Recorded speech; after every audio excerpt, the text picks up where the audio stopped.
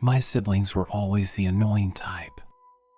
The type that would bug you until they get the attention they want.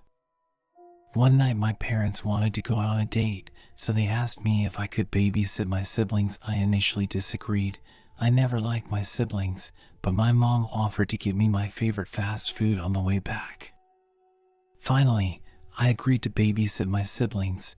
Besides, I had to give in eventually, as there was no one else they could call in such a short time. I have a younger brother and a younger sister. They were around 8 to 9 years old. The first few hours were uneventful until I heard the doorbell ring. I thought it was my parents as I went to open the door, but then I stopped. They brought a key with them. Why didn't they open the door? I decided to look through the peephole and almost screamed. There on our house's porch was a tall, skinny figure wearing a top hat and a white mask with a bloodied smile etched into it. I then heard my mom's voice, "Josh, can you open the door?" My name wasn't Josh, it was John. The thing on the other side got impatient and I heard my dad's voice, "Josh, you better open this door or I'll kill you." I turned and ran to my siblings' room and locked it. "Is Mommy home?" asked my little sister. "No, she isn't home," I said. "Stop lying," snapped my little brother. My little brother got up and stormed to the bedroom door and unlocked it. I urged him not to unlock the front door, but he didn't listen. He stormed downstairs and opened the door. There was silence for a moment before I heard a deafening scream. I ran downstairs and I saw the thing reaching for my brother. I grabbed him and ran back into my siblings' room and locked the door behind us. "What happened?" "Is Mommy home?" asked my little sister. "No," yelled my brother and I. "It's the exact opposite," said my brother. We heard a demonic voice singing nursery rhymes before stopping at our door. We held our breath before it began to bang on our door. My sister screamed as the banging continued. Eventually, the banging stopped. I grabbed my brother's bat and slowly opened the door. I saw nothing out of the ordinary, so I slowly walked through my house. I found nothing. I decided to call my parents, but I heard screaming coming from my siblings' room. I ran up the stairs and saw the thing looming over my crying siblings. I raised my bat and hit the creature. It turned to look at me and I saw its creepy mask close up. It pointed at me and said, "No one can save you now." I raised my bat to hit it again, but it caught it. "I'll cut you a deal," it said. "What do you mean by that?" I said, "I will take them off your hands if you..." It said, "If I what?" I said, "If you give me your liver," it said. I didn't know what to do. I would lose either way. It began to walk towards me, but then it stopped. I turned around to see my neighbor holding up a Bible. It stepped back, opened the window, and leaped through it. "Thank you," I said. "No problem," replied my neighbor. "Say, how did you know it was in here?" I asked. "Well, I saw it enter your house," said my neighbor. My neighbor offered to stay with me until my parents arrived. I told them everything, but of course, they didn't believe me. I had never had anything like that happen again. As I am writing this, I heard a knock on my door. I ordered pizza. They came earlier than I expected.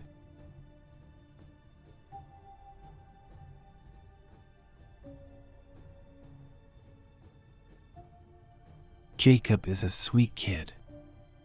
I enjoy babysitting him. But it's the house that is the problem. Let me start from the beginning. My name is Aaliyah. My family and I weren't rich, nor poor. We had enough money for food, a roof to live under, all the essential things. But we were running low, as my mom was too busy with my baby brother to get a job, and my dad had gotten fired from his previous job. Even as low paying as it was, it affected us greatly. So while my parents were searching for a job, I decided I would help. After putting up posters about babysitting around my neighborhood, I waited for a call. After nearly 2 hours, I began to lose hope. By this time it was around 7 p.m. But just before I was about to give up on waiting, the phone started to ring. I answered, trying to hide my excitement with a confident and almost bored voice. "Hello?" There was silence before a voice spoke up. "We saw your posters. Could you possibly babysit my child for the night? We need to go out."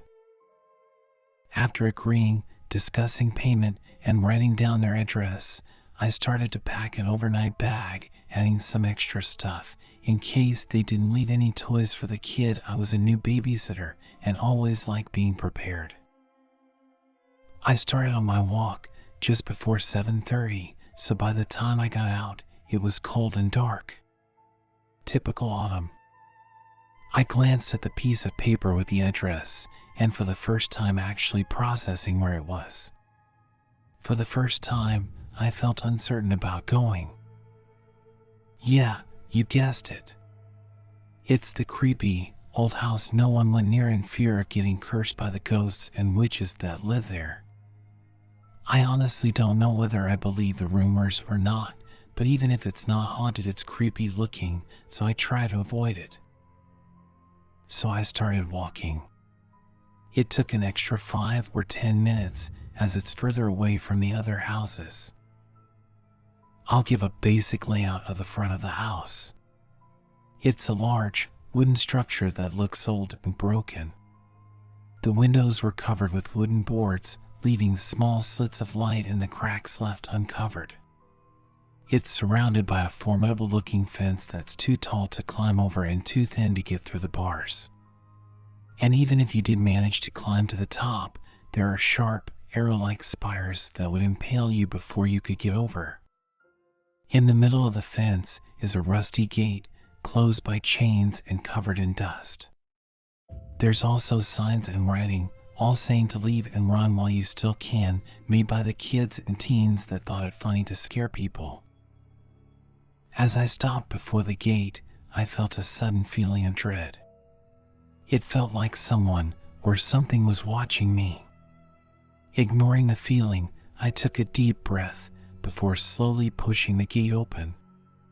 Surprisingly, the chains just fell to the ground and the gate opened creakily. I stepped in and a rush of cold wind took my breath away. Shivering, I adjusted my jacket so that it kept me warm or as warm as it could. I stepped forward towards the door, eager to get inside the warm house and out of the cold. I raised my fist, ready to knock, before I noticed a note. It had my name on it. "Dear Leah, if you are reading this, you have successfully passed the gate. Now, we have a few rules that you have to follow if you want to survive the night. Rule 1. When you enter the house, on the stairs will be a little girl. Do not interact with her. This is not my child. My child is a boy. If she starts walking towards you, go up the other stairs and go left to Jacob's bedroom, which is to the right of the last room, which is yours for the night. Rule 2. When you are in Jacob's room, he might start to complain about a man under his bed or in his closet. If it's someone under his bed, turn on every light in his room and put a flashlight facing under his bed. Do not attempt to look at the man or reach your hand under her. Once you do this, count to exactly 15 seconds, then once the torch turns off, you will be safe to go. If it's the closet, however, you will knock 3 times. If it knocks back, take Jacob and walk out of the room. Make sure you close it. If you hear another knock on the bedroom door, walk down to watch the television. After a few minutes, you can check back. If the lights are off, head back to the television. If they're still on, it's safe to head back in. If not, I wouldn't advise opening. Rule 3. If the television starts glitching, turn it off immediately. Don't do anything else. After you hear a beep, you can turn it back on. Rule 4. If you are getting food, do not take the chocolate for yourself. He does not like that.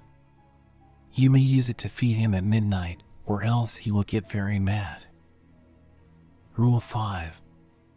When you are in your own bedroom, do not attempt to open any closed drawers or closets.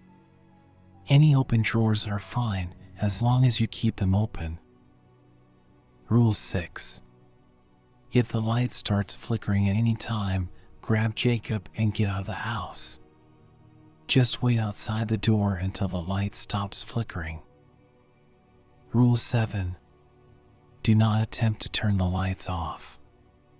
Leave at least one light on. They like the dark. Rule 8. When you are leaving in the morning, do not go into the front yard. Take the backyard instead. Do not interact with any vines or plants on the path or gate. Do not try to open the gate if a vine holds it closed. Just knock and we will deal with it. Rule 9. If you hear any music, do not go towards it. Walk the opposite way and wait till you can't hear it anymore. Rule 10. Do not, under any circumstance, go into the basement. After reading the long list of rules, I pocketed it in case I needed the list later on. I took a deep breath and raised my hand towards the door once again. Before I could knock, the door eerily opens by itself, slowly creaking forward.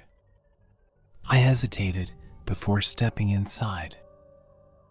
Inside was a big room with 2 staircases curving towards me, and in the middle of them is a visible fridge, so I'd assumed that was the kitchen. Upstairs, there were doors lined up next to each other.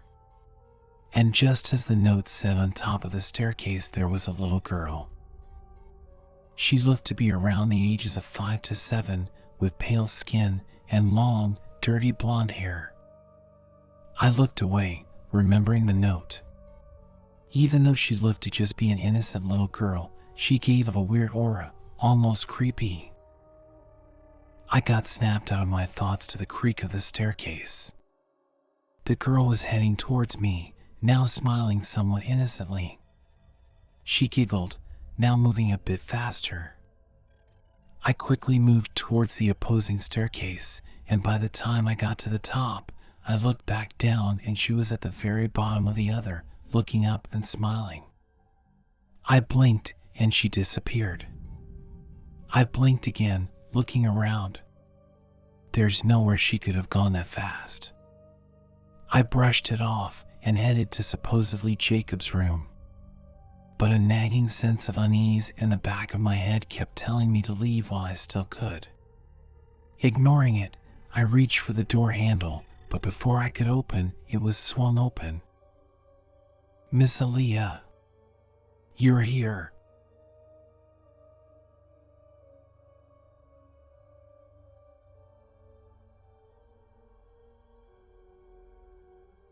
Maybe it's terrible, but there's not much else to do when you're babysitting and the kids have gone to sleep except Snoop. I know, it's not the most professional thing to do, but I was 13 when I started babysitting and I was 17 when I stopped.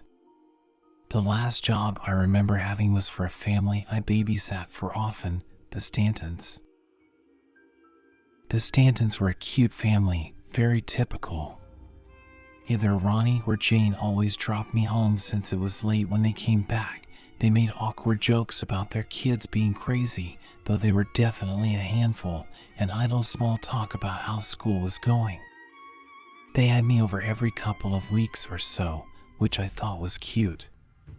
It must have been hard to get away for a night when you've got 4 kids under the age of 10, but they always paid well, giving more than other families did.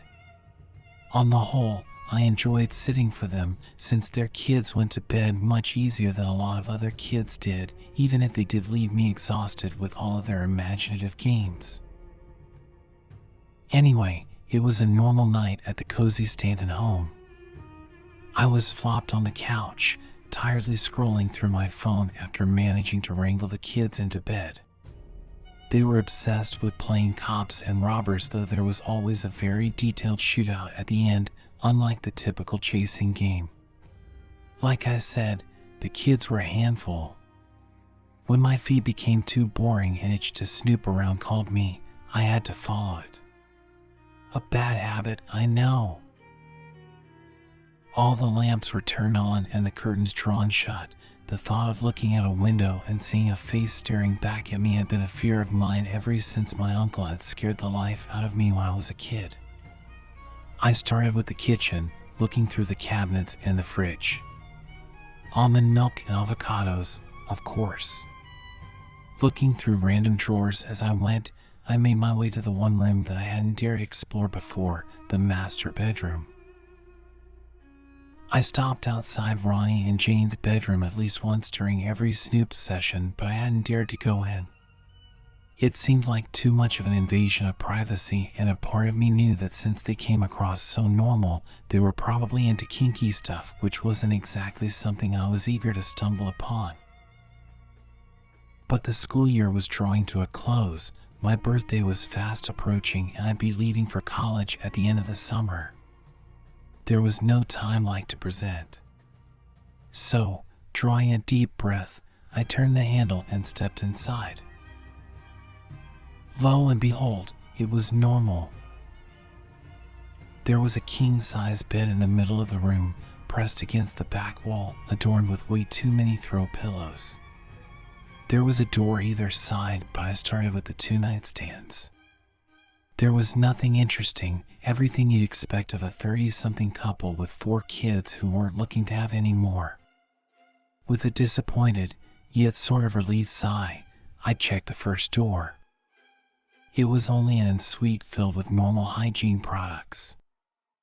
I was expecting something a little more interesting. So I checked the second door. A walk-in closet. How interesting. With another sigh, I rifled through the racks of clothes, admiring the pretty, office-ready dresses and suits when I noticed something odd lying behind Ronnie's side of the room. Pushing the clothes as far apart as I could, I squeezed between the stuff rails, ran my fingers over the door of the safe. Finally. It seemed like a long shot that I would be able to guess the 4-digit code, and I wasn't sure how many attempts I got before some security thing happened. On a whim, I typed in their alarm code, a necessity for the few nights when they were getting back at the early hours of the morning, so I slept in the guest room. A soft beep seemed to screech in the silence, and the numbers turned from red to green. My heart was racing, my eyes wide as a smile slowly spread across my lips. I twisted the lock and pulled the heavy door open. The thick, manila envelopes were unsealed and lined 2/3 of the way across the safe. The smile stayed on my lips until I opened the first one. It was filled with pictures of a girl. They looked like printouts of Facebook and Instagram pictures of a girl. She was beautiful with long, blonde hair and a contagious smile.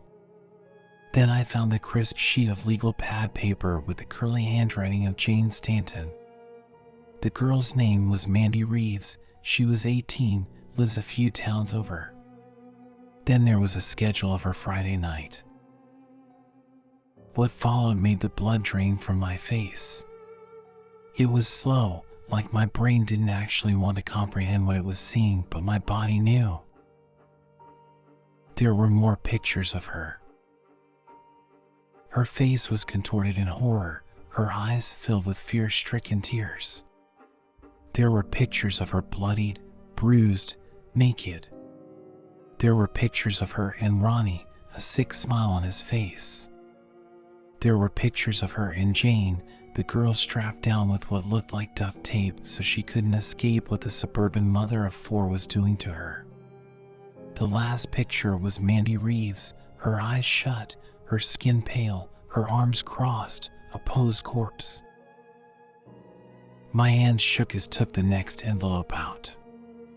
Another girl, 18, more pictures. And another girl. And another one. And another. My hand covered my mouth, begging the vomit to stay inside. I couldn't let them know. I couldn't let them know that I'd been here, that I'd seen it. I knew I had to call the police, but the morbid curiosity made me look through each envelope until I saw the last. This one didn't have nearly as many pictures, only the before ones, before they broke the girl's body, defiled her in their increasingly creative ways. It just had the social media pictures and the schedule. My hands muffled the scream, hot tears flowing down my icy cheeks. It was me. They were waiting for me, grooming me, making my schedule as they waited for my birthday to arrive. My birthday when I'd be 18.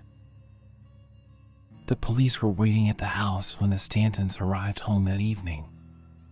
I was sitting in the back of an undercover car with 2 officers in the front seats. My parents were on their way. They were oblivious to the fact that I wasn't innocently waiting for them to drop me home when they arrived. There wasn't a dramatic shootout. They were just taken in handcuffs as soon as they'd entered their home. I haven't babysat since then. I haven't looked at suburban couples the same. My therapist says I've been traumatized. I laugh, that's the least of my worries. A new family moved in across the street. They have 3 kids. My therapist says it might be a good idea to agree to their request and babysit.